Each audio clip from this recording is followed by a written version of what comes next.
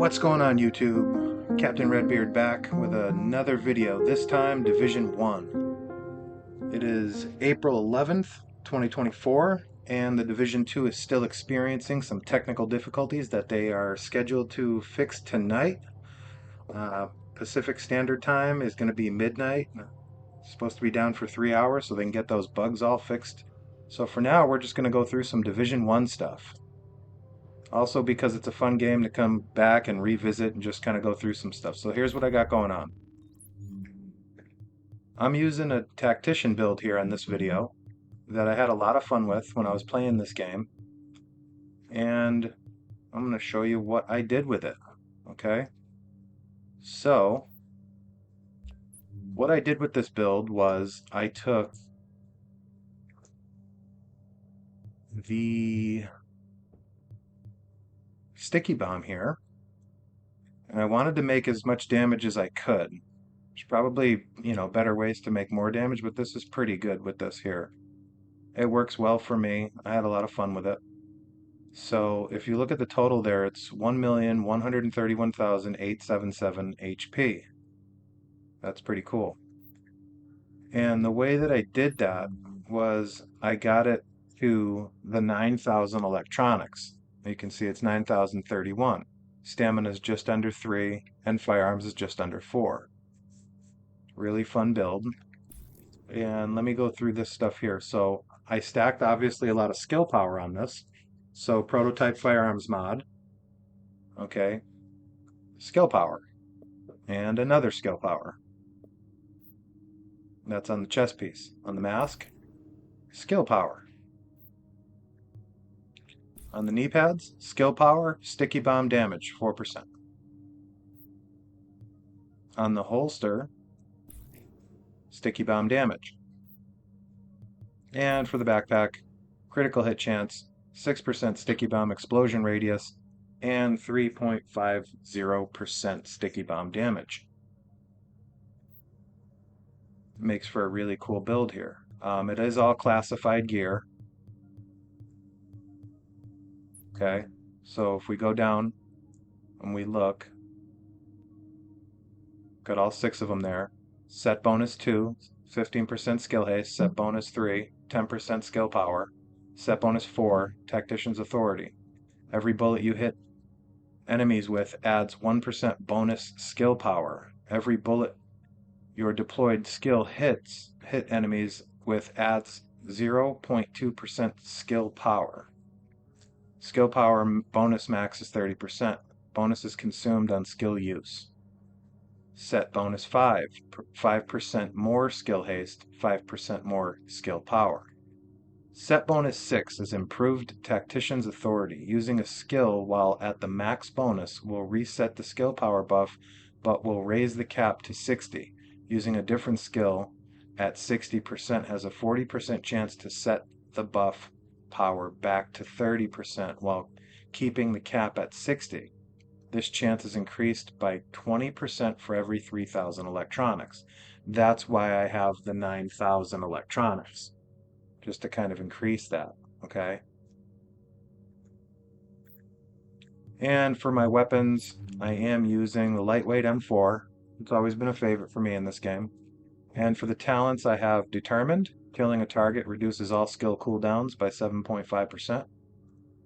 Intense. The first bullet of the magazine has a 25% chance to apply the on fire status effect to the target. And Predatory. I love Predatory. Killing a target regenerates 35% health over 20 seconds. Predatory's always been fun. Give you some health back on kill. It's really cool. And then for my backup, I'm just running the M700 Carbon with the Deadly talent. Critical hit damage is increased by 15%. Intense, the first bullet of the magazine has a 25% chance to set the fire on target again, just like the M4. And Elevated. Increase your damage by 10% when elevated more than 1.2 meters above your target. And that's what I'm using there. Okay. All right, let's go down to here. I am using the support station because, again, being an electronics build, it works really well. It stays up for a long time. You can see the numbers here. Alright, cooldown time's only 16.5 seconds. 92 seconds it stays up for, though. Healing rate, 15,227. Not bad. And we'll go and look at the sticky bomb, just because we didn't really look at that yet. So the cooldown for that's 26.4 seconds. And I already told you that the HP on that's 1,131,877. And there's that. Alright, so that's this one here. Again, it's a really fun one. I have the D3 build that I put together with the 9,000 just over. It's got 9,001 stamina. And that one is a really fun build, just for face tanking everything in the game. I had a lot of fun with this build. I remember putting it together and using it, and it was just great.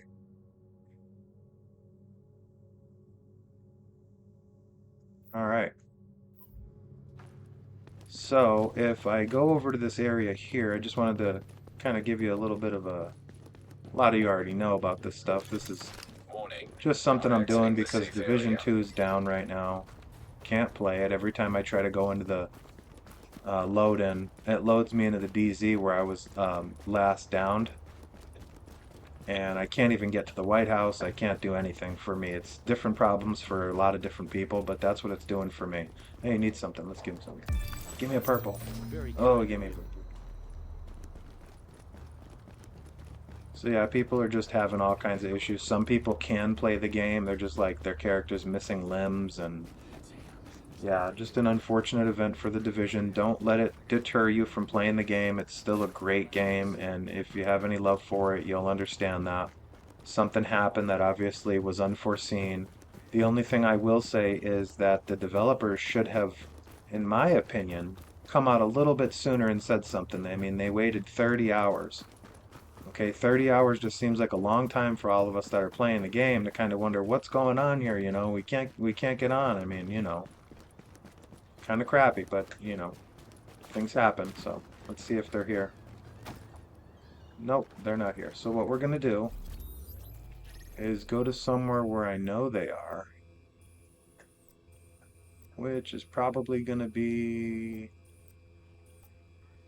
over here. We'll head here.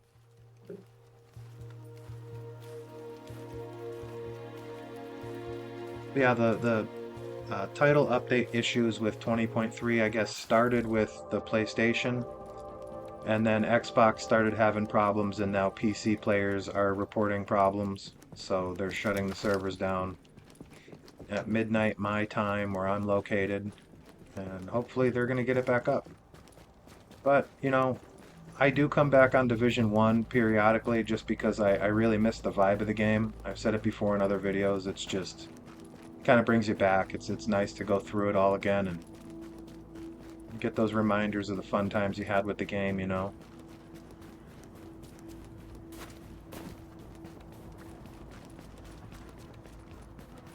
And I do have some content I'm going to be releasing on Division 2 whenever it gets back up. Get those videos out there, showcasing a pretty cool skill build that I put together.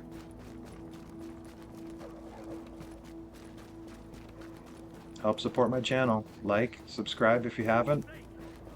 I'll be doing a lot more content. Alright, sticky bomb. Let's see what we can do here. I want to get the yellow guys out.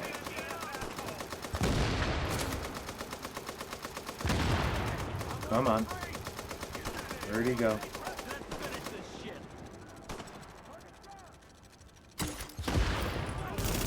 Missed. There he is. Why couldn't you run behind there before? Oh, come on. Okay, so then we got the healer box we can put down, but you see how quick that sticky bomb comes back? That's the fun part. Look, it's already back. Look at that.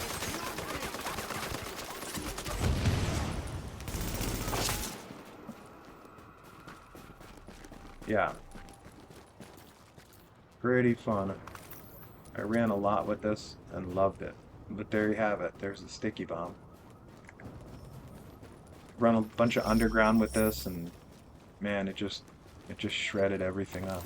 So much fun.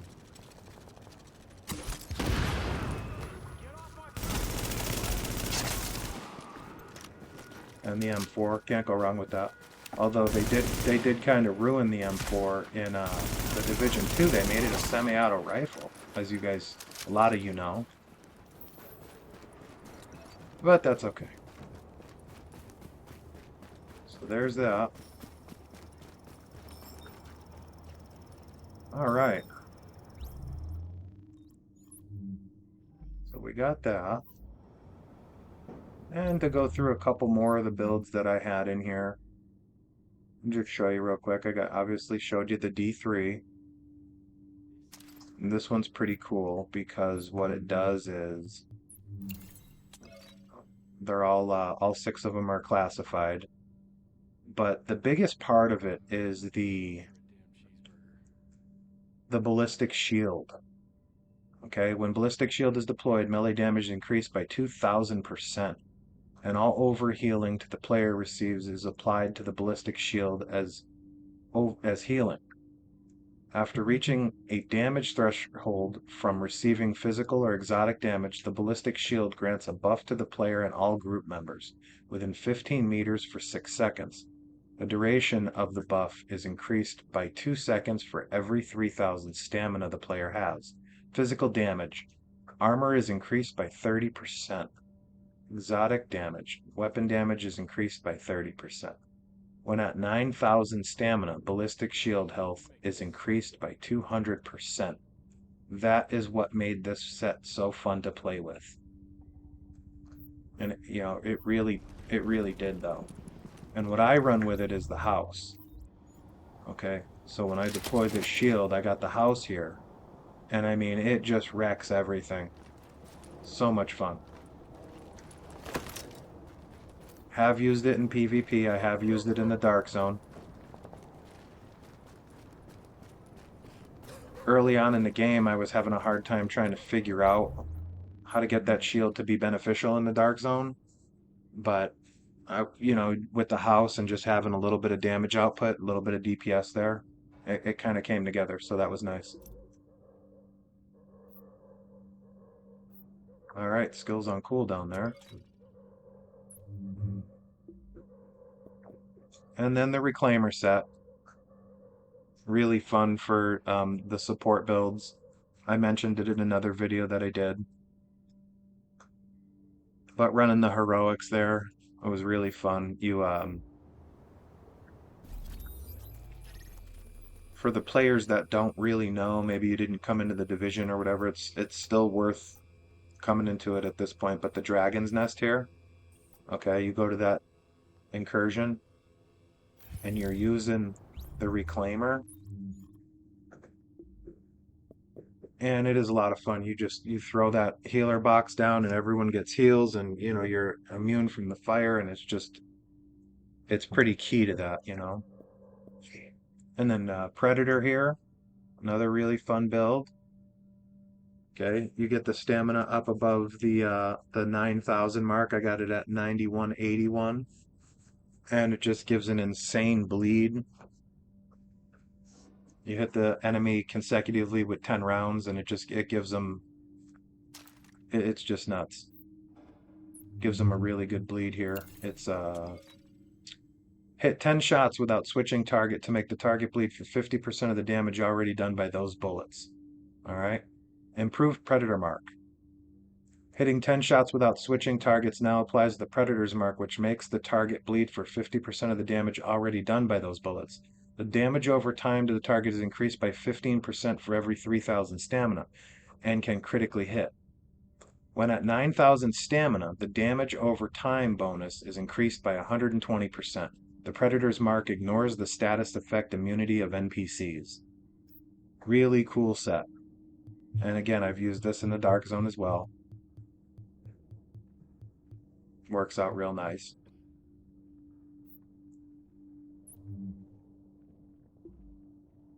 And for my loadouts, finally, I have the Nomad. All classified. And the Nomad was really great survival set. Set bonus 2, 15% health on kill. Set bonus 3, Nomad's Resolve. Grants a constant small amount of healing, allowing the user to regenerate all segments of health bar during combat. Set bonus 4, Path of the Nomad. When receiving fatal damage, you are instead healed to full health. Can occur once every 4 minutes. You get into that spot where you're just getting kind of rolled a bit and it pops to full health and get out of there, regroup, and figure it out. It's just a nice little bonus to have. Set bonus 5, 10% health on kill. Improved Nomad's Resolve. Increases the amount of healing from Nomad's Resolve. Nomad's Resolve will now overheal. And set bonus 6, Nomad's Luck. 50% chance to have no cooldown for Path of the Nomad when playing solo. Take 60% less damage for 10 seconds after the Path of the Nomad is triggered. Also very fun. So if you haven't been on Division for a while, or in 2024 you're still thinking about it, whatever, go ahead. It's still a fun game. There's still quite a bit of players on there. Survival at this point has gotten really popular for whatever reason. There's a lot of people going into survival, and you're only in the queue for like a minute or two. So it's pretty quick, It's not bad. There's a lot of people running around the dark zone. Still a pretty good game to get back into, And that'll do it. That'll wrap the video up. I just wanted to show you guys a couple of things that, kind of brought me back here while we got some downtime waiting. And, yeah, I'm Captain Redbeard, Division call sign, Balls McGee 253. Alright, you guys be good to each other. I'm going to get out of here. Help me support my new channel, guys. Give me a like, subscribe. Trying to get more content out. Alright, be good. I'll see you soon. I'm out of here.